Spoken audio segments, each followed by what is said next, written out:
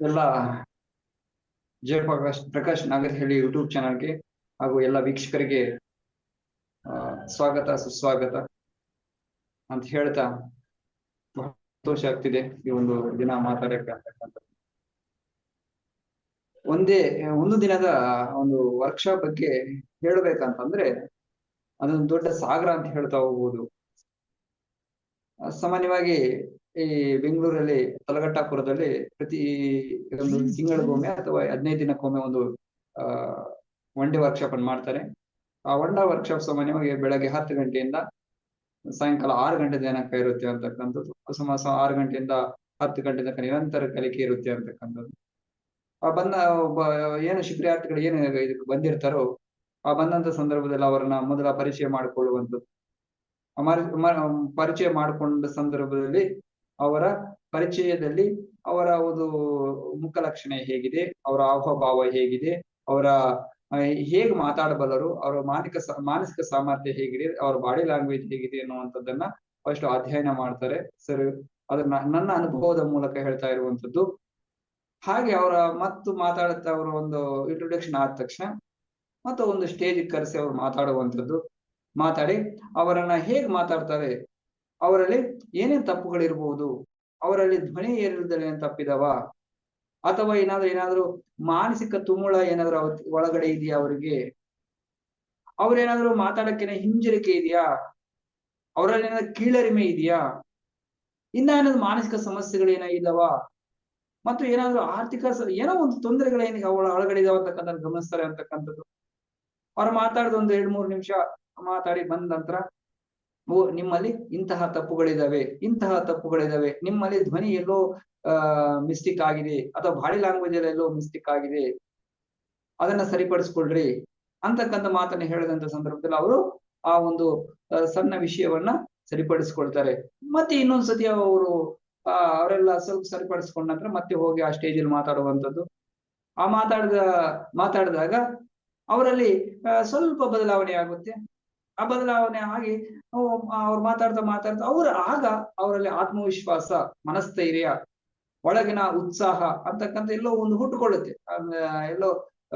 ಇದು ಹೇಗೆ ಅಂತಂದ್ರೆ ಸರಿ ಒಂದ್ ಕಡೆ ಹೇಳಿದ್ರು ಪುಷಪ್ ಅಂತಂದ್ರೆ ಒಂದು ಹಕ್ಕಿ ಏನಿದೆ, ಹಕ್ಕಿ ತನ್ನ ಮಗುವನ್ನ ಒಂದು ಹಾರುವುದನ್ನ ಟ್ರೈನಿಂಗ್ ಕಳಿಸ್ಬೇಕಾದ್ರೆ ಒಂದು ಗೂಡಲ್ಲಿ ನಿಂತ್ಕೊಂಡ್ಬಿಟ್ಟು ಆ ಗೂಡಲ್ಲಿರುವಂತಹ ಹಕ್ಕಿ ಆ ತುದಿಯಲ್ಲಿ ಬಂದು ಸಣ್ಣಗೆ ಅದನ್ನ ಗೊತ್ತಿರಲ್ಲ, ಸ್ವಲ್ಪ ತಳ್ಳುತ್ತಂತೆ. ಹಂಗೆ ಆ ತಳ್ಳಿದಂತಹ ಅನುಭವ ನಮಗಾಗುತ್ತೆ. ಅಲ್ಲಿಂದ ನಮ್ಮದ ಆ ಒಂದು ಒನ್ ಡೇ ವರ್ಕ್ಶಾಪ್ ನ ಕಲಿಕೆ ಅಂತಕ್ಕಂಥದ್ದು ಆರಂಭವಾಗುತ್ತೆ.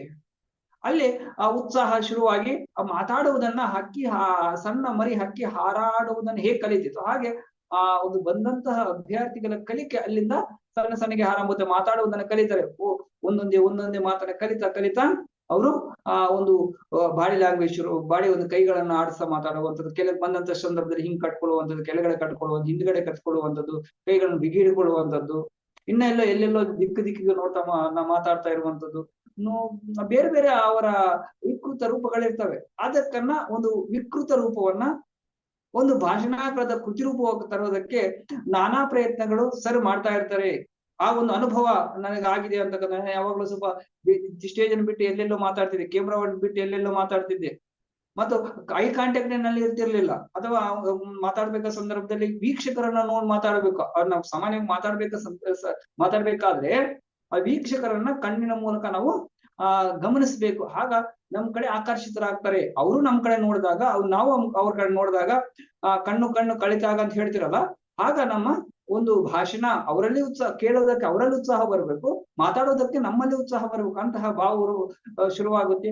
ಹಾಗೆ ಕಲಿಕೆ ಮಾತಾಡ್ತಾ ಮತ್ತೆ ಕರೆಸಿ ಮಾತಾಡುವಂಥದ್ದು. ಮತ್ತೆ ಸ್ವಲ್ಪ ಒಂದು ಕಲಿಕೆ ಶುರುವಾದ ನಂತರ ಏನೋ ಒಂದು ಟಾಪಿಕ್ ಕೊಟ್ಟು ಈ ಟಾಪಿಕ್ ಮಾತಾಡ್ರಿ ಅಂತಂದ್ರೆ ಅಲ್ಲಿ ಏನಾಗುತ್ತೆ, ಒಂದು ಟಾಪಿಕ್ ಅನ್ನು ಕೊಟ್ಟು ಒಂದಿಷ್ಟು ನಿಮಿಷ ಅಥವಾ 1 ನಿಮಿಷ 2 ನಿಮಿಷ 3 ನಿಮಿಷ ಮಾತಾಡಿ ಅಂತ ಹೇಳಿದಂತ ಸಂದರ್ಭದಲ್ಲಿ ಹೇಳಿದಾಗ ಅಲ್ಲಿ ಚಿಂತನಾ ಕೌಶಲ್ಯ ಅಥವಾ ಚಿಂತನಾ ಶಕ್ತಿ ಅಂತಕ್ಕಂಥದ್ದು ಹೆಚ್ಚಾಗುತ್ತೆ. ಯಾಕಂದ್ರೆ ಅಲ್ಲಿ ತಾಟ್ ಶುರುವಾಗುತ್ತೆ. ನಾವು ಯೋಚನೆ ಮಾಡೋದನ್ನ ಇಷ್ಟ ದಿನ ಏನೋ ಒಂದು ಮಾತಾಡ್ತಿದ್ದೆ, ಬಟ್ ಪರ್ಫೆಕ್ಟ್ ಆಗಿ ಹೆಂಗ್ ಮಾತಾಡ್ಬೇಕು, ಹೇಗ್ ಮಾತಾಡ್ಬೇಕು, ಯಾವ ರೀತಿ ಮಾತಾಡ್ಬೇಕು ಅಂತಂದಾಗ ಅಲ್ಲಿ ಬ್ರೈನ್ ವರ್ಕ್ ಆಗುತ್ತೆ, ಮನಸ್ಸು ವರ್ಕ್ ಆಗುತ್ತೆ. ಆಗ ನಮ್ಮಲ್ಲಿ ಚಿಂತನೆಗಳು ಶುರುವಾಗ್ತಾವ, ಹೇಗ್ ಮಾತಾಡ್ಬೇಕು, ಅಲ್ಲಿ ಮತ್ತೆ ಇನ್ನೊಂದು ಕಲಿಕೆ. ಫಸ್ಟ್ ಹೇಳಿದ್ನಲ್ಲ, ಮಾತಾಡೋ ಉತ್ಸಾಹ ಒಂದಾದ್ರೆ ಇನ್ನೊಂದು ಸ್ಟೆಪ್ ಏನಂತಂದ್ರೆ ನಮ್ಮಲ್ಲಿ ಬೌದ್ಧಿಕ, ಮಾನಸಿಕ, ಭಾವನಾತ್ಮಕ ಬೆಳವಣಿಗೆ ಅಂತಕ್ಕಂಥದ್ದು ಎರಡನೇ ಹಂತ. ಅಲ್ಲಿ ಎರಡನೇ ಹಂತಕ್ಕೆ ಶುರುವಾದಂತ ಸಂದರ್ಭ ಶುರುವಾಗುತ್ತೆ.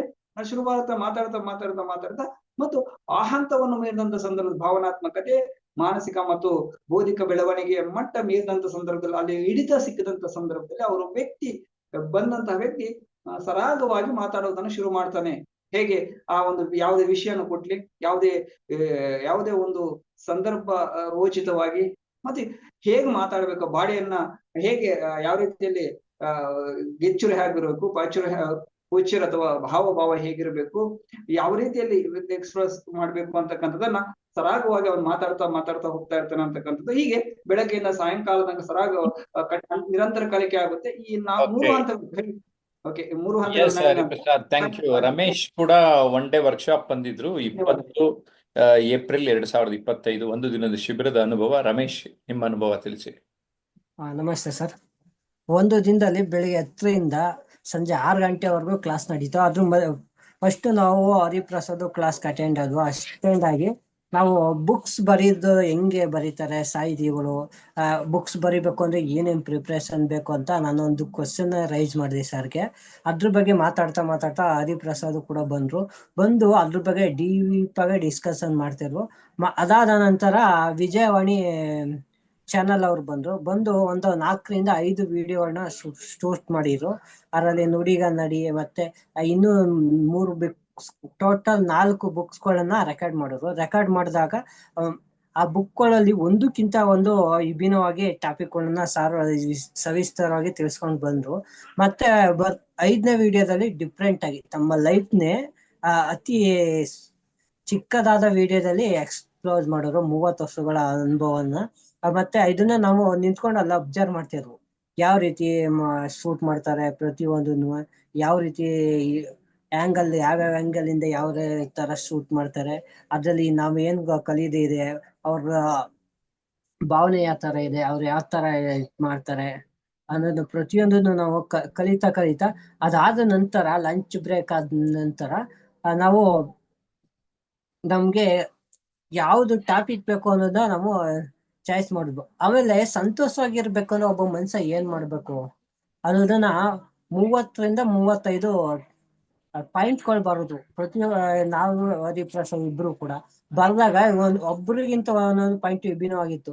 ಸಂತೋಷವಾಗಿರ್ಬೇಕು ಅಂದ್ರೆ ಏನೇನ್ ಬೇಕು ಮನುಷ್ಯನ್ಗೆ ಅನ್ನೋದೆಲ್ಲ ನೋಟ್ ಡೌನ್ ಮಾಡ್ಕೊಂಡಿದ್ದೆ. ಮತ್ತೇನೆ ಅದನ್ನ ನಾವು ವರ್ಗೀಕರಿಸಿದ್ವು. ಸಂತೋಷಕ್ಕೆ ಫಸ್ಟ್ ಏನ್ ಬೇಕು, ಆ ಸಂತೋಷ ಏದ್ರಿಂದ ಬರುತ್ತೆ, ಸಂತೋಷವಾಗಿ ಇರ್ಬೇಕು ಅಂದ್ರೆ ನಾವೇನ್ ಮಾಡ್ಬೇಕು, ಇದೇ ತರ ನಮ್ಮ ಸೆಷನ್ಸ್ ಆಗ್ತಾ ಹೋತು. ಟೋಟಲಿ ಓವರ್ ಆಲ್ ಆಗಿ ಇಬ್ರು ಕೂಡ ಆ್ಯಪ್ ಇಂದ ಕಲ್ತ್ಕೊಂಡ್ ಬಂದ್ವು. ನಮ್ಗೆ ಏನೇನೋ ಡೌಟ್ಸ್ ಬರುತ್ತೋ ಒಂದು ಪಬ್ಲಿಷಿಂಗ್ ಬಗ್ಗೆ ಆಗಿರ್ಬೋದು, ಯಾವ ತರ ಪಬ್ಲಿಷ್ ಮಾಡ್ತಾರೆ, ಫಸ್ಟ್ ರೈಟಿಂಗ್ ಇಂಪಾರ್ಟೆನ್ಸ್ ಏನು, ರೈಟಿಂಗ್ ಆದ್ಮೇಲೆ ಪಬ್ಲಿಷ್ ಮಾಡಕ್ ಮುಂಚೆ ಏನೇನ್ ಪ್ರಿಪ್ರೇಷನ್ ಇದೆ, ಆನ್ಲೈನ್ ಅಲ್ಲಿ ಯಾವ್ಯಾವ್ದು ಪ್ಲಾಟ್ಫಾರ್ಮ್ಗಳಿದೆ ಅದನ್ನ ಸವಿಸ್ತರವಾಗಿ ತಿಳಿಸ್ಕೊಟ್ರು.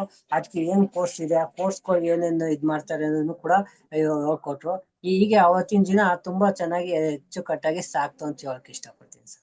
ಸ್ನೇಹಿತರೆ, ಕಳೆದ ಭಾನುವಾರ 20 ಏಪ್ರಿಲ್ 2025 ಇಬ್ರು ಪಾರ್ಟಿಸಿಪೆಂಟ್ಸ್ ಬಂದಿದ್ರು, ಮಾತಾಡಿದ್ರು. ಅವರ ಅನುಭವ, ಅವರ ಅನಿಸಿಕೆನ ನಿಮ್ ಜೊತೆ ಶೇರ್ಕೊಂಡ್ರು. ನಿಮ್ಗೂ ಯಾರಿಗಾದ್ರೂ ಆಸಕ್ತಿ ಇದ್ರೆ ಕಲಿಬೇಕು ಅಂತ, ಭಾಷಣ ಕೌಶಲ್ಯದ ಬಗ್ಗೆ ನಾವು ಆನ್ಲೈನ್ ಮತ್ತು ಆಫ್ಲೈನ್ ಕ್ಲಾಸಸ್ನ ಕಂಡಕ್ಟ್ ಮಾಡ್ತೇವೆ. Feel free to contact 9341259267. ಏನಂತೀರಿ? ಮತ್ತೊಂದು ವಿಡಿಯೋನಲ್ಲಿ ಭೇಟಿಯಾಗೋಣ. ಬಾಯ್ ಬಾಯ್.